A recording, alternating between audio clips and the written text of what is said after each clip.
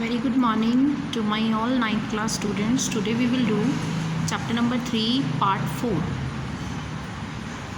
atomic mass. According to Dalton theory, each element had a characteristics atomic mass.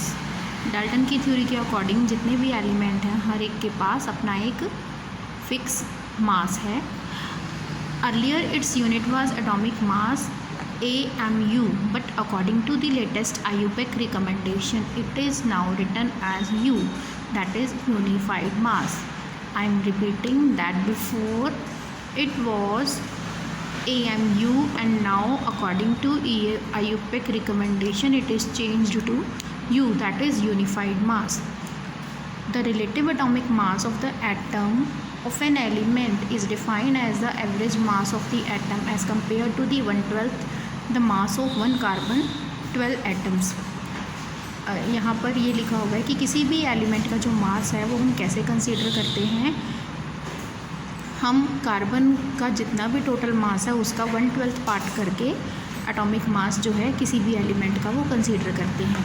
यहाँ पर आपको एक example के तौर पर बताते हैं कि किस तरह से आप ये देख सकते हैं कि यहाँ एक वाटरमेलन है, उसको 12 पीसेस में डिवाइड किया गया है और जो 1 पार्ट है उसको हम मेजरिंग यूनिट की तरह कंसीडर करेंगे, उसे हम मेजरिंग यूनिट के तौर पर कंसीडर करेंगे. Watermelon divided into 12 pieces.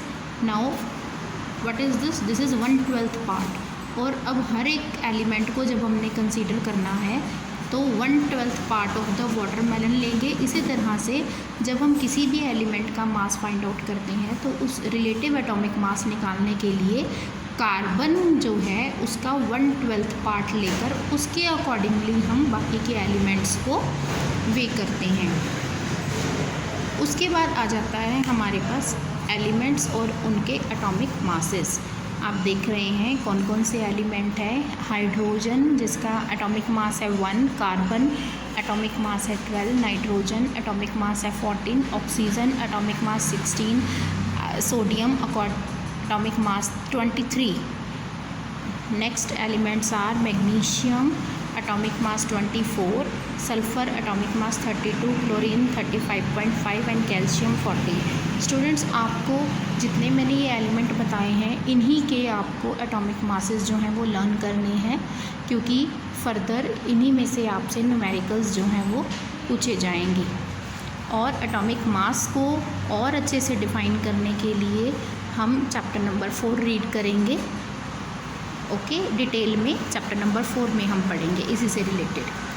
तो उसके बाद आ जाता है हमारा topic how do atoms exist. Most of the elements are not able to exist independently. जितने भी एलिमेंट्स हैं सभी के एटम्स इंडिपेंडेंटली एग्जिस्ट नहीं करते.